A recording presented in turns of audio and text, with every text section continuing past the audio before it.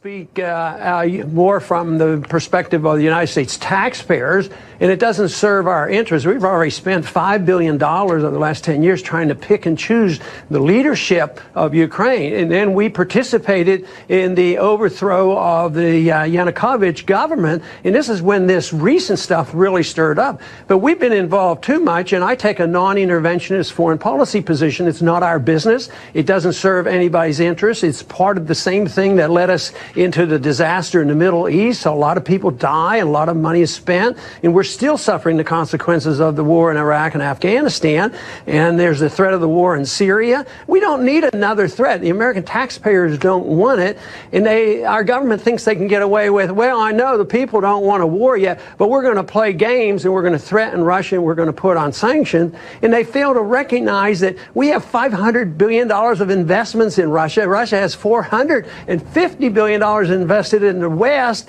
and all we're doing is trying to stir up more trouble. It makes no sense whatsoever. So it makes a lot of sense for us to mind our own business and let somebody over there solve their own.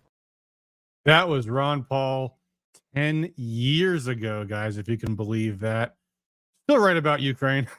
Still right about everything. Called it. That was 10 years ago. If you don't remember, there was actually a rebellion happening 10 years ago this moment in Ukraine, which ultimately is what led to where things are now. And yeah, it's getting crazier and crazier. We're going to try tonight to talk about the news I was unable to talk about this past Wednesday. Just me tonight, folks. It's another one of these free-form streams. It's a holiday weekend. Happy Memorial Day, everybody. Richard on Facebook, happy Memorial Day to you, buddy. I will be walking in a local Memorial Day parade. Hope all of you Republicans out there doing something like that and just enjoying the holiday weekend. It has been, well, again, I got to pick up where I left off on Wednesday because we did not have much of a let's catch up on the news kind of stream then. And now more news has happened since then. Trump has just given an address to the Libertarian National Convention. Wants to talk about that in a minute. And where did I leave off? I was talking about Mike Rogers, I think, and some of the campaign hits that have been coming his way, courtesy of Sandy Penciller, Rand Paul, and others. So I don't know what the world happened on Wednesday. I haven't even watched the video to see what it looked like on your end. But for me, StreamYard seemed like it crashed twice, and then a third time. Then my browser crashed. Then my computer crashed. And that was pretty much the end of it. So, yeah, I meant to get back into stream and redo it. And unfortunately, I never found the time this week. What actually happened was I got into the end segment of a project I've been working on that I just couldn't stop going back to. In fact, I'll show you. This is it here. I've resurfaced a table that my grandfather actually made. This table 60, 70 years ago. I don't know how long ago it was. It used to have tiles in the center, and I redid the surface of it because the tiles had gotten cracked. I actually did this project 3 years ago. In the last stage, completely blew it by dumping casting resin over the top that had not actually been mixed properly. It never cured. It was a complete disaster, and I managed to salvage it, start all over again, and finally finish it yesterday. So there it is. So that was my occupation for these past few days. And so we are now just catching up on some of the crazy news in the world. And hey, Prima Facie on YouTube says, love from Australia. I'm not going to try an Australian accent. You have a small audience, but an audience that loves what you are working to achieve. Great things often come from humble beginnings. Thank you, Prima Facie. Is it Facie? I'm not sure how you pronounce that exactly. But and actually, on that note, by the way, I've some been following some very, very sad news lately. For those who don't know, one of my big influences in starting the stream, in fact, was this gentleman by the name of Nick Rekieta, who had his own YouTube channel, has his own YouTube channel.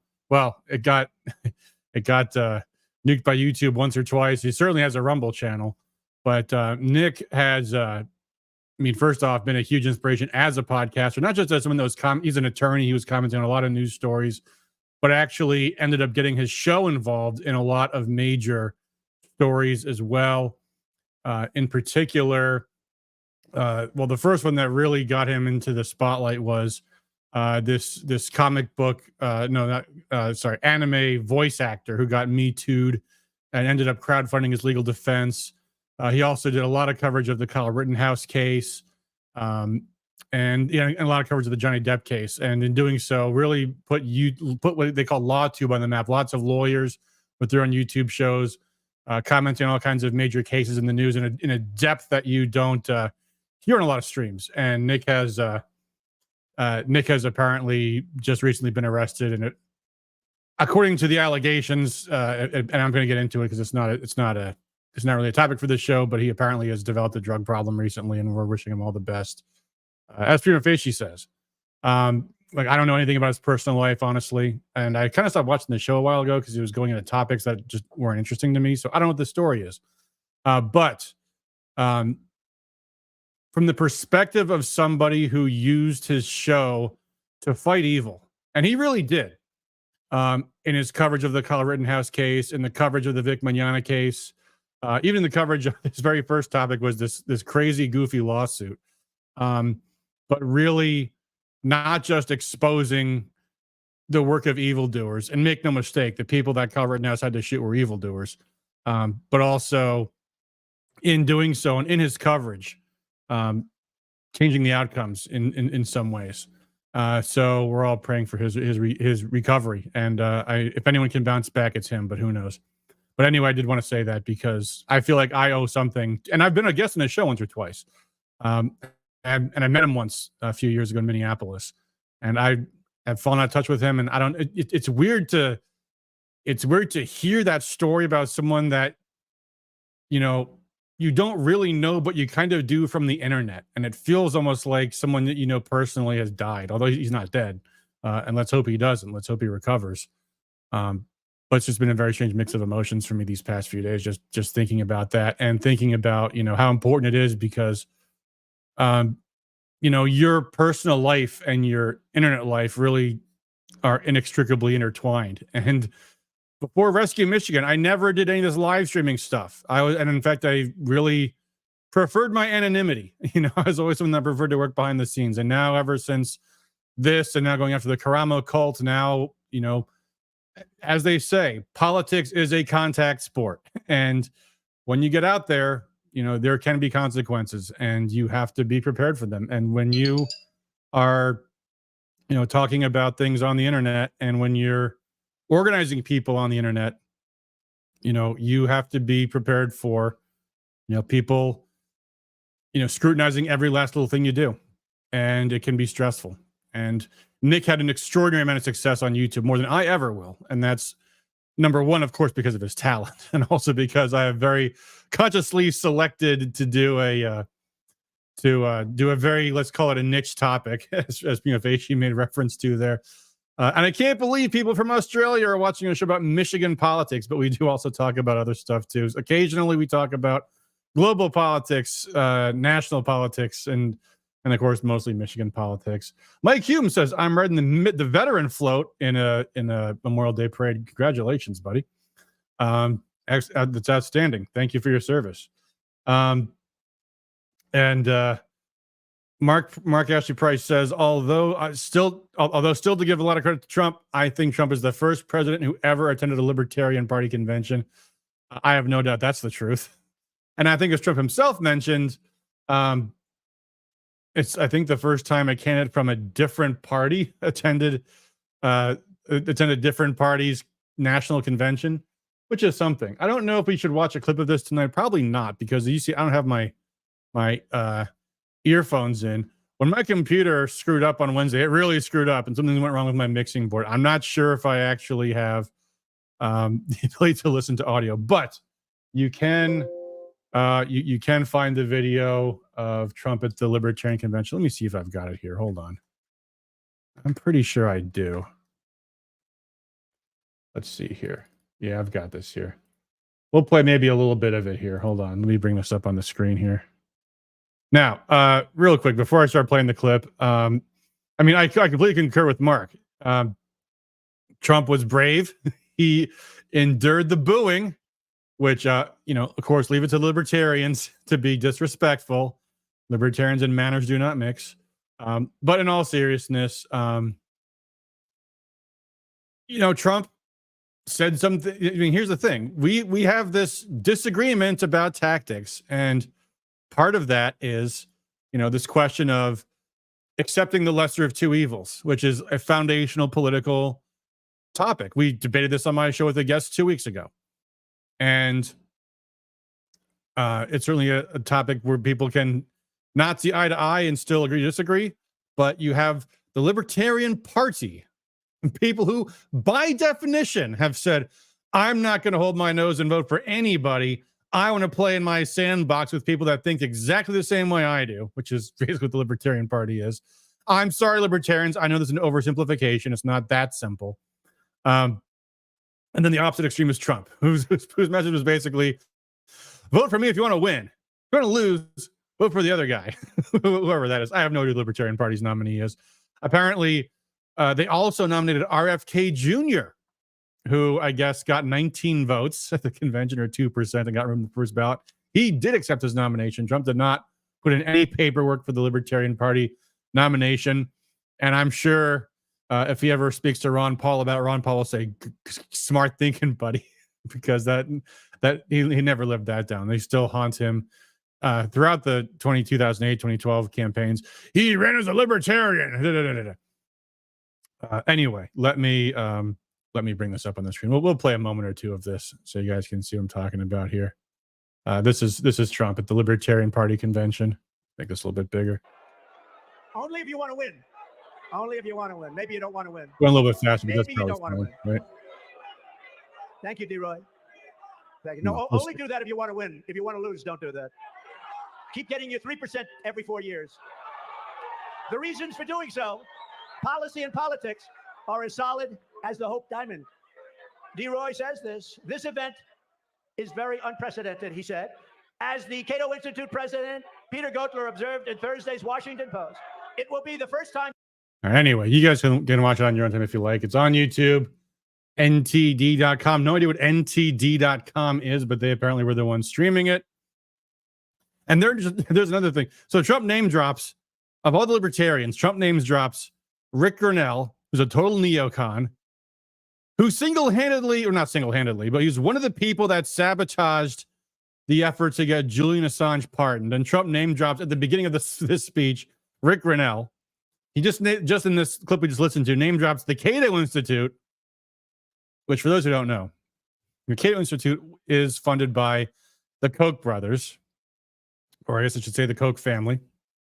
They are often referred by the real libertarians as the Kochtopus. Their subscribers are called cosmotarians. They're people who are libertarians in the sense of, I like low taxes, and that's about it, because they're wealthy people that don't like paying taxes. Hardcore libertarians are not huge fans of the Cato Institute, nor are they huge fans of the NRA, who Trump also name dropped. The biggest gun compromise organization in America. It starts off with talking about the Second Amendment. Oh, you love your Second Amendment. I love the NRA too. No. Libertarians' gun organizations are the National Association for Gun Rights and Gun Owners of America, not the NRA. Anyway, but good on Trump for being brave. He did go in there. He did make some good arguments too. He did talk about foreign policy, although of course he also, days earlier, is singing Mike Rogers praises in Michigan. But anyway, so you can watch that whole video if you like. I like how the Libertarian Party logo looks kind of like Trump's cowlick, right? It kind of looks like Trump's hair right there. Anyway, so that was one of the stories, and then also I guess RFK Jr. at the Libertarian Party. Very weird kickoff to the political season to have one third party candidate, RFK Jr., going around to like every other party that's seeing if they'll take him. He's been to the Green Party, the Libertarian Party, the Constitution Party, the Natural Law Party, the whatever party your state has. RFK Jr. wants to be your candidate, and then you got Trump talking to the Libertarians. So strange times in politics. But anyway, so where were we last week? We were talking about Mike Rogers. I had notes. Let me see. A lot of things happen over the course of a week. So in the last video we went over the Benghazi story, the Benghazi attack, Cindy Pencil. I'm not going to go over those all over again. The video is still up from the other day. It's weird because it cuts off out of nowhere in 22 minutes in, but that's okay. Oh, yeah. The other big story were the signature challenges. So the Democrats have challenged basically all of the Republican candidates for U.S. Senate. And they did actually, I did see someplace, they did file a complaint. Now, the complaint is filed with the Board of Canvassers. I've got it here. Okay, let me pull this up. The complaint is filed with the Board of State Canvassers. Are they likely to investigate? No. Why not? Because the Board of State Canvassers is only 4 people, 2 Democrats, 2 Republicans. They have no office. They have no budget. They have no anything for investigating. But what they're trying to do, this is Mark Elias, who's the Democrats' #1 lawfare guy. So the Elias law firm files this complaint requesting to investigate everybody for allegations of signature fraud. Now, the only reason I bring this up is because they do actually have some things that they claim are going on in here. And obviously, this is not sufficient for any kind of real challenge. If they did have a real challenge, they would probably file a lawsuit over that. So here's what they claim. Entire petition sheets in the same handwriting. Well, the only thing that really matters here is the signatures. So a canvasser could fill out someone's names for them and just have them sign off. That would not be illegal, although those signatures also do look kind of similar. This is for a penciler petition. Then they have, this is a Mike Rogers one. And this is a little bit more different. You have canvassers who have different handwritings when they're the same person. That's a bit strange. It doesn't normally happen. Same voters signing for multiple candidates with different handwriting. And that's 2 problems. One problem is you're not allowed to sign petitions for multiple candidates, so their signatures will be disqualified from both. But it's also weird if they have different handwriting. So they point out, I guess, here's one person signing for Justin Amash, a Rena Turner. And there's that one piece of handwriting. Versus here is Rena Turner signing for Peter Meyer. That's not all that different. Yeah, a little bit. Not all that different. But then there's also Robin Moore. That's a little weird. Rena Turner is in Plymouth. Robin Moore is in Canton. Then over here, Rena Turner in Plymouth. Robin Moore in Canton. Weird. Anyway, so what will happen with this? We shall see. There is also, by the way, a challenge to the signatures of Adam Hollier, who is primarying Sri Thanadar, which would be interesting to see how that goes, because that's a weird case where the establishment is opposing the incumbent congressman. Isn't that weird? Isn't that weird? You never hear the Republicans do that. Doesn't matter how goofy the Republican incumbent is, as long as he toes the party line, they'll put up with anything in the Republican Party. I mean, they didn't with what's his name, George Sanders, but George Sanders didn't toe the party line, did he? He was styling himself as a MAGA, as a Trumpster. But Sri Thanadar apparently was not playing nice with the Democrats, and they're primarying him. Weird, because all these past several months, all I've been hearing from Republicans is, don't ever primary a Republican. You're just hurting our cause. It's weird. It's almost like Democrats clean their own house. It's almost like the Democrat Party actually goes after their own, which is kind of what sticking to your principles is. Now, their principles are all screwed up. I understand that, but the point being, when you attack someone who's a Republican for being a rhino, oh, you're hurting our cause, you're helping the Democrats win, yada yada yada. When Democrats primary a Democrat incumbent, oh well, for them they have no problem with that. Dwayne says my signature is different every time with typos too. Well, yeah, I mean mine is different between when I really try to make it look nice versus when I just scribble on a credit card slip. But yeah, Patty had to correct his typo there. That was ironic's not the right word, but that was something. Yeah, it's almost like the Democrat establishment has built itself into the position that it is by going after dissenters. And now you have this weird scenario where in Washington we have this very, very, very narrow Republican majority, and we can't do anything. Whereas in Lansing, the Democrats have a 1-seat majority in the House, a 1-seat majority in the Senate, and they get to do everything they want all the time. Because they've actually gone after those that don't toe the line. What else was I going to cover this week? Speaking of that, I'll make this point. It's funny when I go to my notes, I'm like, what's my next topic? Wait, I'm not done with this topic. This is going to get worse and worse as the year goes on, especially if Mike Rogers becomes the U.S. Senate nominee. Because I'm going to start endorsing him then. Or John James, for that matter.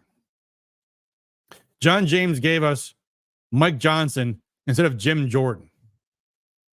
And I was hopeful when Mike Johnson got the speakership that he was going to actually be really good. And it turned out he was an absolute fucking disaster. In fact, he was just the other day saying we need to do everything we can for Ukraine, no matter how many Ukrainians have to die. It's for Ukraine's own good, right? And we'll talk about Ukraine more in a moment. And of course, Israel. Those are not the 51st and 52nd states, folks. Those are the only 2 states. Have you figured that out yet? They don't care about you. They don't care about America. They care about Israel. And they don't care about Ukraine. They care about hurting Russia. That's it. And you can believe I'm going to hold John James accountable for his vote against Jim Jordan, because Jim Jordan will not have been doing this kind of crap. And when election season comes around, they're going to say, don't do it, Adam.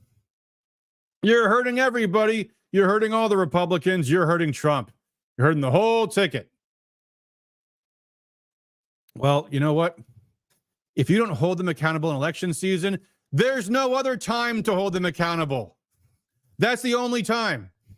If you whine about their bad votes all year long, and then when it comes time to vote, you say, you know what? Hold your nose and vote for them because they're better than the Democrats, like Trump told the libertarians.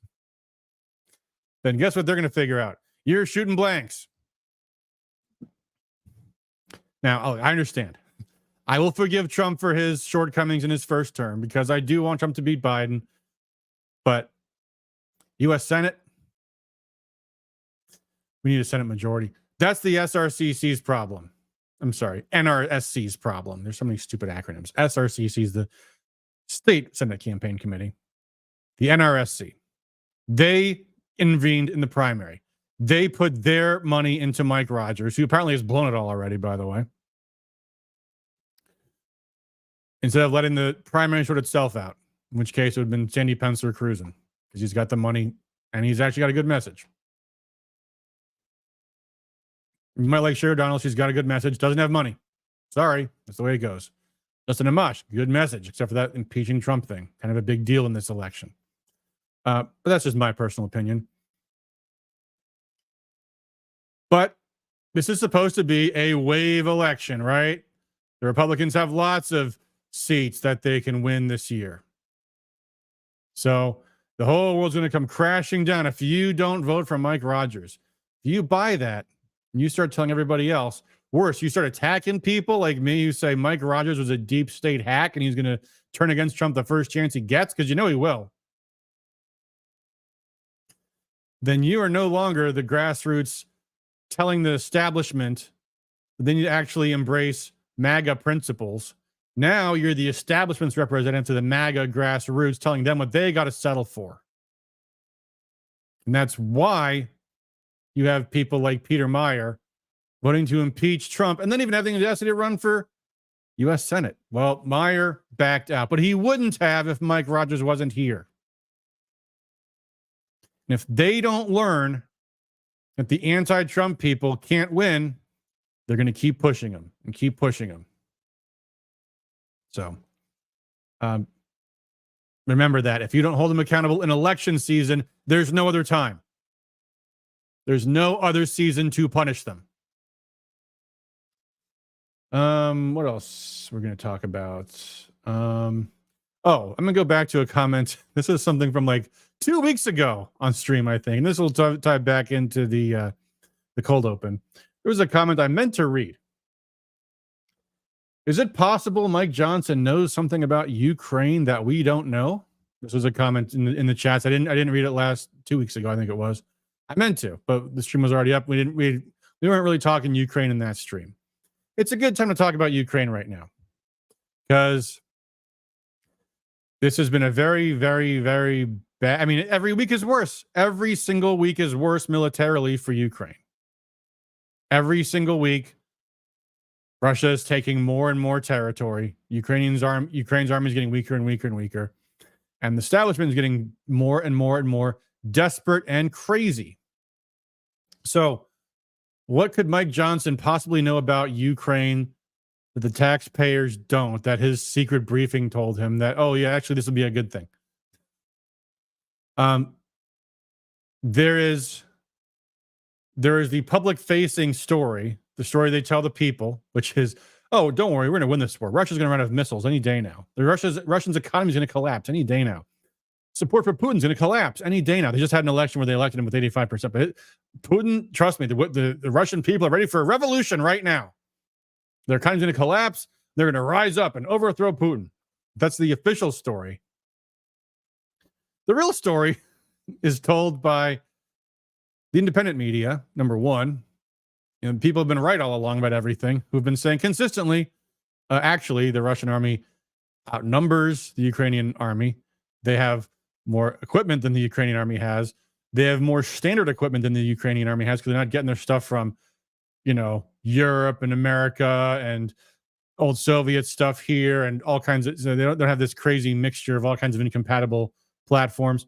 They have the men, they have the artillery, they have the hypersonic missiles, and they have nukes, and they have more people, and they have more money. I'm pretty sure the real story is Russia is winning the war. The story this week in the mass media is, get this, Russia actually wants a conflict freeze, which is, the thing that's Donald Trump's policy in Ukraine. We're going to have a conflict freeze. The thing that's the Council on Foreign Relations desired policy, we'll have a conflict freeze. That's what actually Russia wants. That's what they went out, and the Reuters did a whole thing about this week and said this. And Russia's like, you guys are on drugs. We don't want a conflict freeze. The big story this week is Zelensky is no longer the legitimate president of Ukraine. We're not going to deal with him anymore. His actual lawful term of office expired last Tuesday, May 21st. They suspended the elections for president, which the Ukrainian constitution does not allow them to do. And he is just now the sitting dictator. So Russia says, we're not going to talk to Zelensky. We'll talk to you guys in the West when you're ready to be reasonable. But right now, you guys are talking about having a conference in Switzerland next month where we're not invited. And you're going to apparently get together and dictate terms to us. No, that's not going to happen. That's what Russia's been saying. So the new story, the new strategy, apparently, is there now more and more people, including the House Speaker, and this should send a chill up your spine, that maybe instead of just having Ukraine inside Russian territory that we're not supposed to be allowing them to do, we're going to expressly allow them to do that, which is something we never did once in the Cold War. We in the Soviet Union both played a lot of games in the Cold War where, we funded proxy wars, we armed competing armies, et cetera, et cetera. And sometimes we even had, Scott Ritter says the inside term is sheep dip, when you have someone fighting in a foreign army's uniform, covertly. And if they get captured, well, they're a mercenary. We don't know anything about it, yada, yada.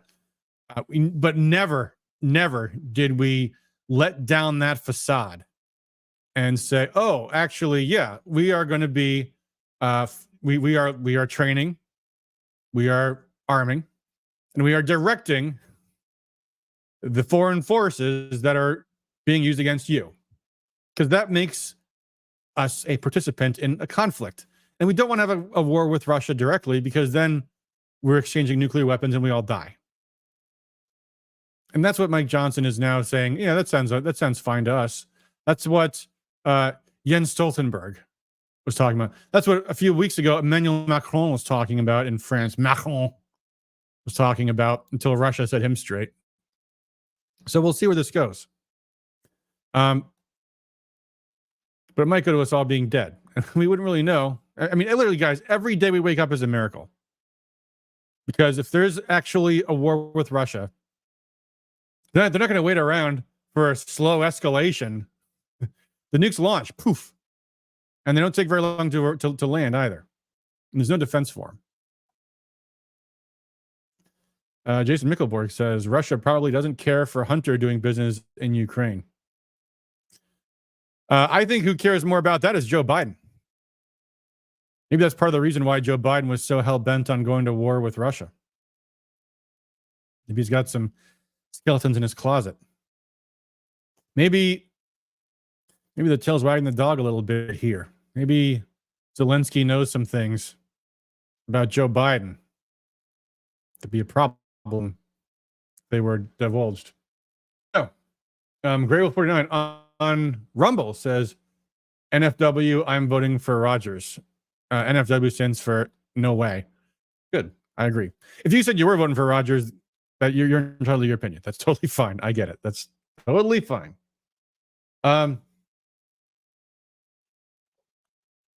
What else has happened? Oh, we have some new bills. We're going to look at some new bills. In fact, I think we should go over this together, because I've got some bills I've been meaning to do an email on. And yet, the issue is, it's a very complicated bill. Oh, good. We've got a summary. It's moving, guys. So let's see here. So Senate Bill 401. There's actually 4 of them, 401 through 404. And yeah, look, these nice analyses just came out. Good. Because buckle up. Democrats have created a state voting rights act.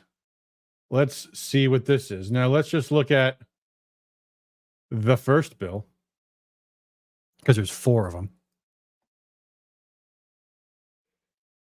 But here's the first bill. By the way, it's not an amendatory act. It's the first thing we see here. A bill to create a state voting rights act. So we're not amending the election law. No, we're creating a brand new law, which clearly is moving forward.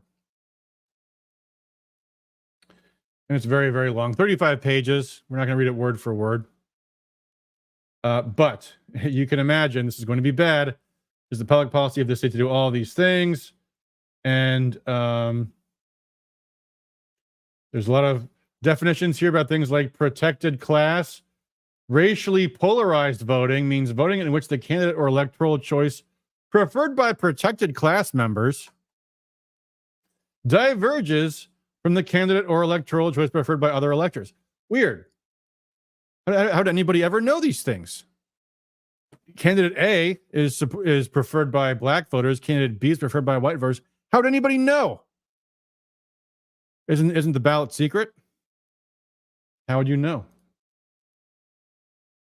The protections for the right to vote provided by this act must be construed liberally in favor of all of the following.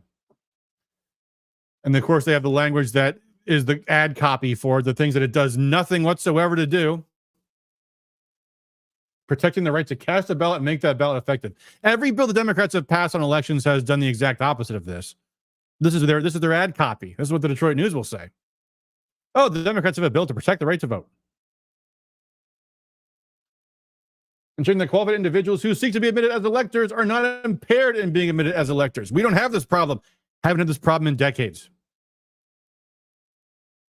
We have the opposite problem. We have unqualified individuals, dead people, illegal aliens being admitted as electors. Then when they don't vote, somehow ballots wind up being cast in their name. So there's all these things that do nothing. Local government or state agency shall not impose any qualification for eligibility to be an elector, impose any other prerequisite to vote. How about citizenship? Can they impose a citizenship requirement? Nope. Not under this law. Bill, soon to be law, maybe.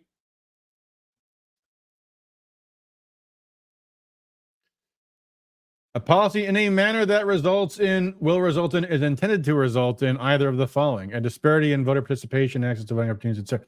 So, for example, now, obviously, they've already outlawed it, but suppose a local government says we have our elections on one day.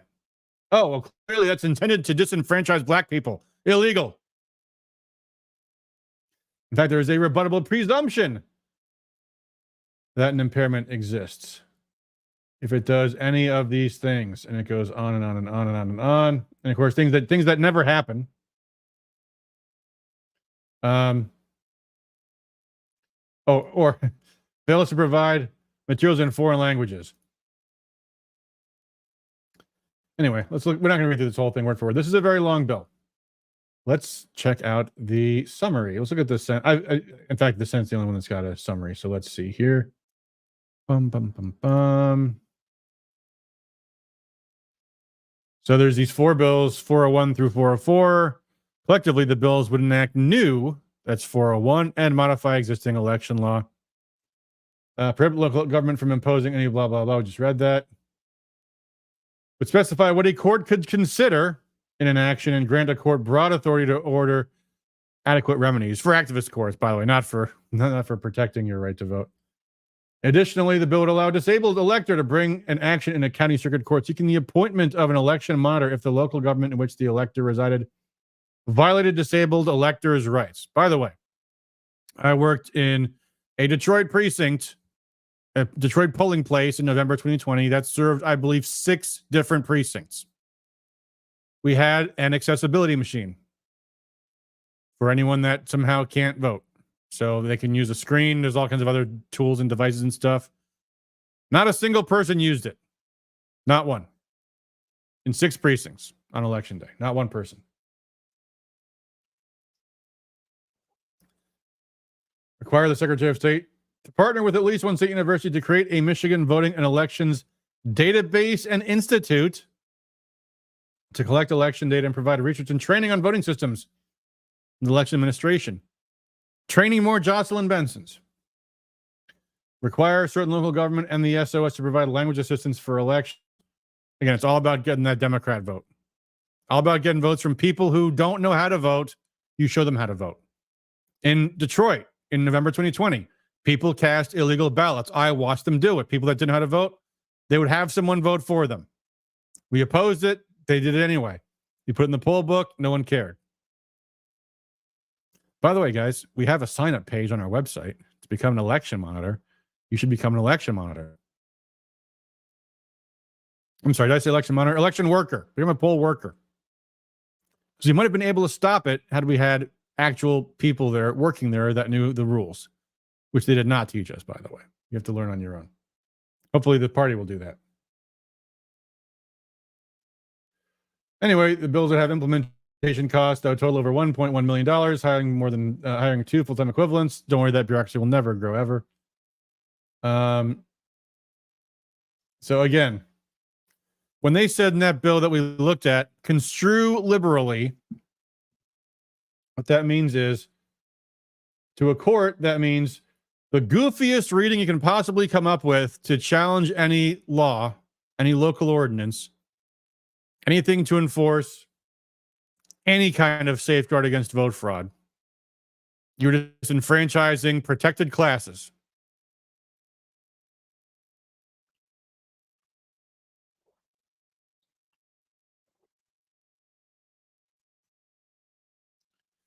This goes on. Create the Voting and Elections Database and Institute Act. Gee. So they're creating a database. The Michigan Voting and Elections Database. What's that? We have a qualified voter file, which Jocelyn Benson is already deleting data from, by the way. Remember that? He announced for the first time since the policy was initiated that they will no longer disclose to the public which party's presidential ballot you took. They did that in 2008, did that in 2012, 2016, 2020. Not anymore. That public record's none of your business.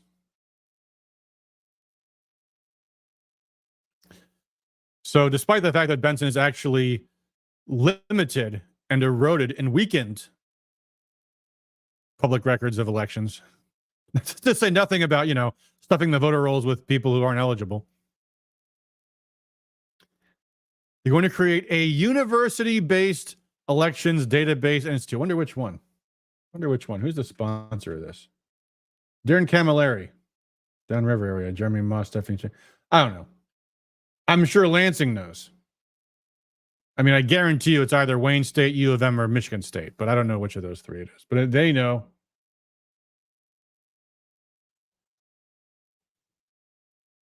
And they'll implement rigorous cybersecurity standards because nobody's known better for cybersecurity than government agencies.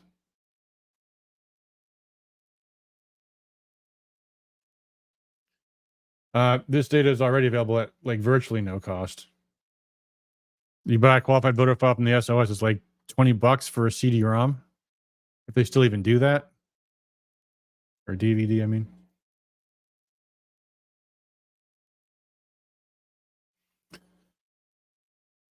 and this goes on and on and on. So there you go. They're not done with elections yet, folks. They say they got the worst of it done early, but they're still coming.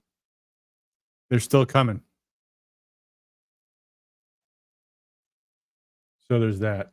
Some other interesting bills I was going to showcase on last Wednesday's stream I didn't get to because of the computer crash. Let me see if I remember the number here. 5, 6. Yes, I did. I did remember it. Here we go. What do you guys think about this? Allow felons, as long as they're not still on parole or probation, to serve on juries. I kind of feel like, it's okay. You've paid your debt to society and all that. Do you really need to be on a jury? Because, I mean, people can be rehabilitated, but not always. Every now and then. Why take a chance? Why would, and let's look at the bill. By the way, before we look at the bill, why do Penelope Cernoglu, Christian Grant, Cynthia Neely, Care Hope, Amos O'Neill, Emily Devendorf, Brenda Carter, Kerry Rangage, Jimmy Wilson, Alabas Farat, Sharon McDonald, Felicia Brabeck, Julie Rogers, Rachel Hood, Natalie Price, Joey Andrews, Donovan McKinney, and Helena Scott, why are they so concerned that there aren't enough felons serving on juries? Because here you go. The current law says to serve on a jury, you have to have not been convicted of a felony. No, scratch that.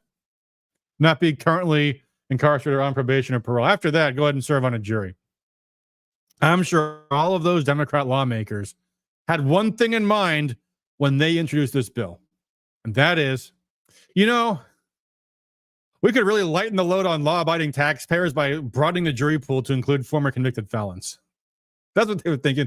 We'll get more people out of jury duty this way by putting felons on the juries. Yeah, that's what they were thinking. They weren't thinking about, George Floyd.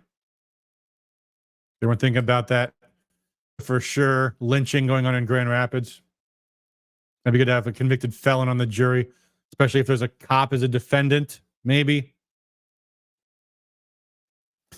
Unflippin' believable. Anyway, what else have we got this week?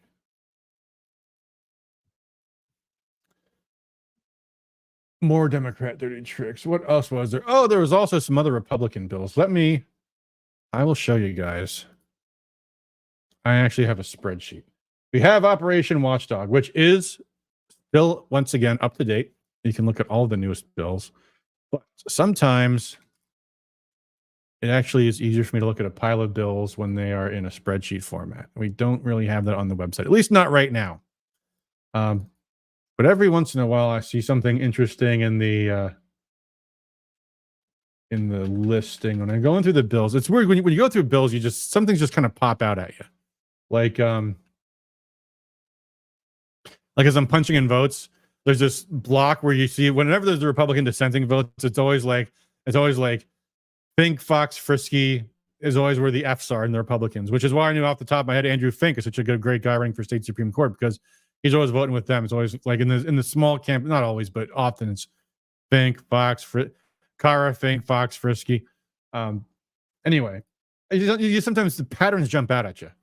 Well, I just happened to notice I'm going through these co-sponsors, which since they redid their legislature website, I don't have to annoyingly type all those in manually. You just sometimes see groupings of things. And this caught my attention. A couple of things caught my attention. First, there was this package of bills. Hold on, I'm scrolling down to it now. I'm almost there. Yeah, here we go. I'll put this on the screen so you can see.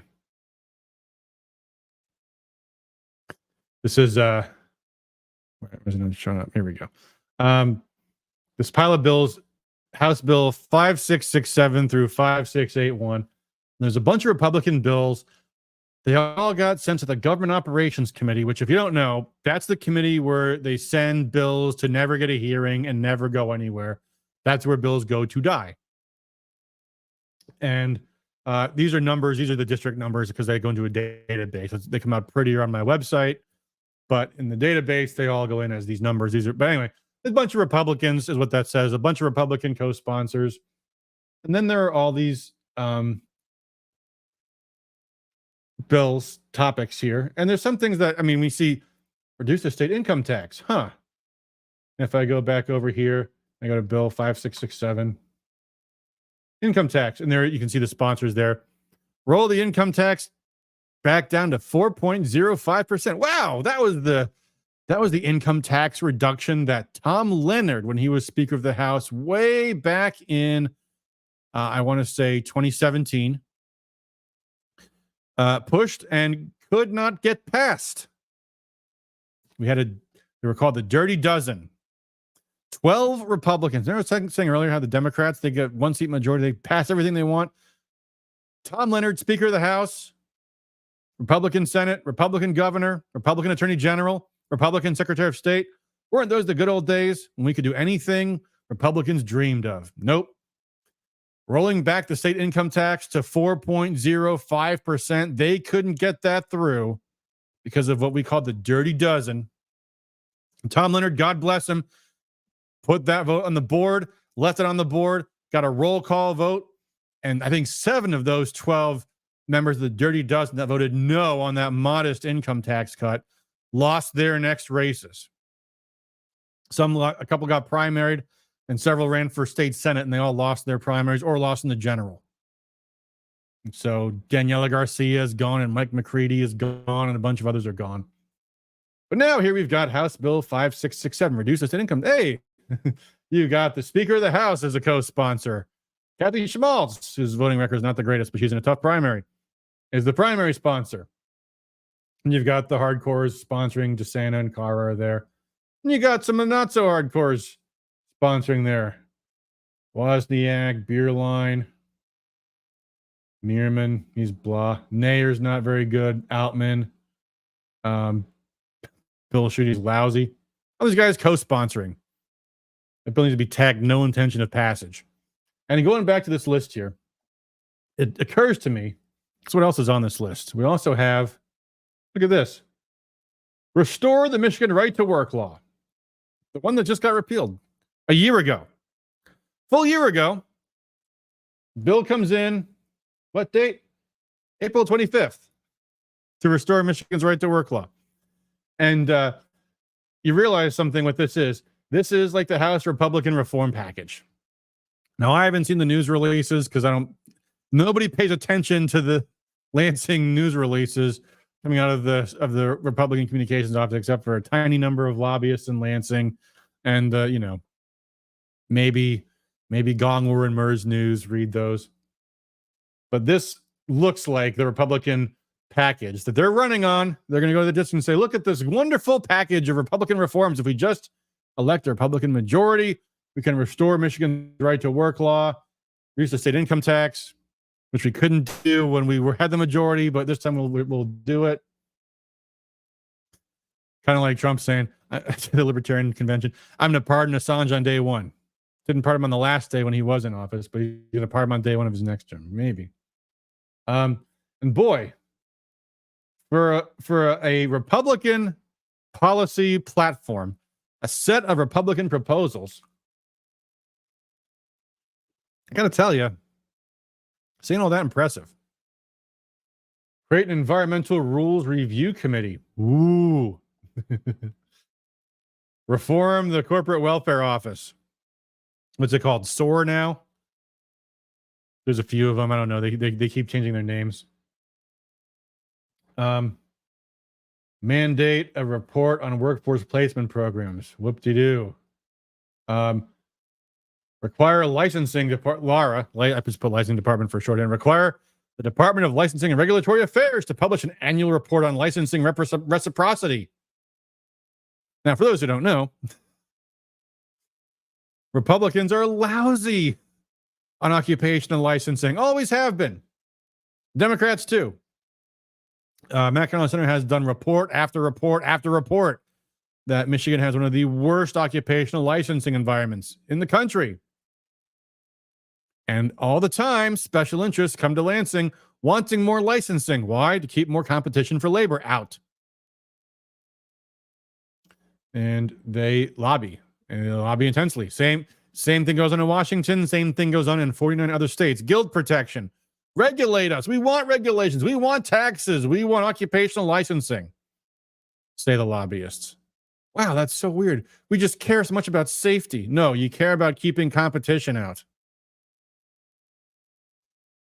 But this is, not a particularly impressive list. So that's part one of what appears to be the Republicans' reform package. If they're going to start with repealing, it says restore the right to work law, repealing the repeal. You can think about 100 other Democrat bills that need repealing. You might try those too. But then there's also, by the way, this kind of stuck out to me. Mandatory minimums. Now, the reason why that stuck out to me is because when I worked for Representative Riley, which is not very long ago, we had a bill against swatting, the topic that our friend Nick Ricada probably knows a thing or two about. Swatting is the heinous practice of someone calling the cops and saying, hey, so-and-so says they've shot up their house, they've killed their children, they're going to kill themselves, they're going to kill more people. Stop them right now. And the cops had sent a SWAT team out. And people have been killed by cops from these false allegations. It's called swatting because you send a SWAT team to someone's place with a false report that they're a danger to themselves or others, et cetera, et cetera. And this had happened in Michigan, actually. In one case, someone had been swatted multiple times. And it had been a problem in politics. Democrats and Republicans, people have been swatted. It's very dangerous. It's increasing as people get crazier and crazier as the time goes on. And so we said, if you think about it, swatting is attempted murder. You're using cops, you're getting cops, and you're also, by the way, depriving the rest of the public of the police force while they're sending their SWAT team out to somebody's house. Sending cops to someone's house, guns drawn, ready to shoot, expecting that they're dealing with someone who's got, fully loaded firearms, might be dead bodies already. And in one case, I think cops even fired at a home that was the wrong address. The guy who swatted so-and-so gave the wrong address to the cops, and some just random innocent person got murdered. So we put in a bill to say, in fact, I think I got the idea from Nick Ricada himself. Swatting is attempted murder. It should be treated as attempted murder, period. So we've got a bill drafted. And the chair of the Judiciary Committee Don't think it was Graham Filler back then. I think it was somebody else, someone equally bad. Yeah, it was. Was it Brant Iden? I can't remember. Someone lousy. Well, you see, John, the times they are a changing, and frankly, we Republicans, we're embracing reforms. We're embracing criminal justice reform and rehabilitation, and mandatory minimums are a bad thing. We don't want that. Well, now they are apparently introduced 12 bills on mandatory minimums, which I'm not necessarily opposed to all of these, but who knows? Who knows? These could potentially be bad. And I just kind of, briefly went through what different sections they talk about. So one is like rioting. I mean, that sounds good, right? Mandatory minimum sentence for rioters. I just saw video today of some gangs, some gang members assaulting a police car. And I'm like, man, if I was that cop, I'd have probably emptied my magazine into a couple of those people and been sentenced to prison for life, But, stuff like that makes you wish there was harsher sentences. But there is always this shoe on the other foot test, How would this be used against, I don't know, January 6th protesters? I don't know. Circumstances could be, the whole idea of judicial discretion is that a lot of matters are very fact specific. But anyway, apparently now we all support mandatory minimums again, I guess. Or who knows? By the way, here's another bill to check out. If you haven't seen this one, here's another lovely one. Let's look at that. What's the number again? I just pulled it up here. 5716. Let's see here. Yes, for your religious freedom, you are allowed to not share your, your features with police because, who cares? What's the point of being able to see what kind of hair somebody has anyway, right? Here's the bill, and they have a whole section there on regulating when it is and is not okay for the cops to require somebody to take off their head covering. So, there's sometimes, reasonable efforts need to be made to make sure that you can do things. But if the individual religious card is not to be released immediately, and it was in a certain manner, and they actually say here something about like if you have a burqa, then just take off the. Hold on, let's see what it says here. Photographs that require removal of the religious garb that covers the individual's face must be conducted without the removal of any hair covering, unless upon visual inspection by the law enforcement officer and identifying marker characteristics that would not be visible with the religious garb on. I mean, like blonde hair? Identifying marker characteristic exists, the law enforcement shall take a photograph of that marker characteristic. Well, gee. So you're still making them take their head off, right? Just not for the photo. Strange. Anyway, so these are the things the Democrats want to make law, and might, by the way, even in lame duck, if they can, even if they lose the election. Michael Pilibosian says, I would take a chance on Rogers voting with Trump 80% of the time compared to Slotkin 99% voting record against Trump. I wouldn't. Certainly not when it's important. I guarantee you on renewing the surveillance state, they would have voted their same way 100% of the time. And I would bet dollars to donuts in the third Trump impeachment, if there is one, Rogers will vote to impeach. I would bet dollars to donuts.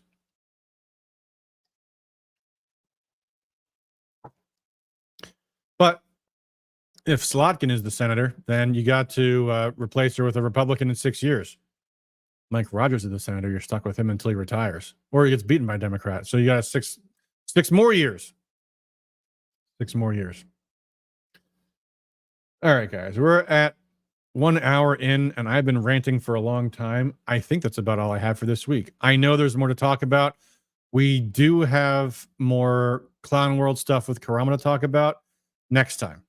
Every now and then we have to just talk about the news. So, for right now, suffice to say, it is election season.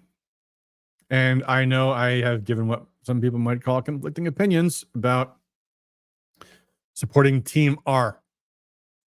My advice to you is support the candidates that you believe in and STFU about all the others. Tomorrow morning, I'm going to go out with my county Republican Party. I'm not bad-mouthing any Republicans when I do that. When I put on my Republican hat, I don't speak ill of Republicans, but I don't wear my hat 24/7. Mike Rogers might hurt the ticket. That's the ticket's problem. That's the NRSC's doing. That's Trump's endorsements doing too. So that's their problem. I'm going to get my local Republicans elected, with or without Mike Rogers.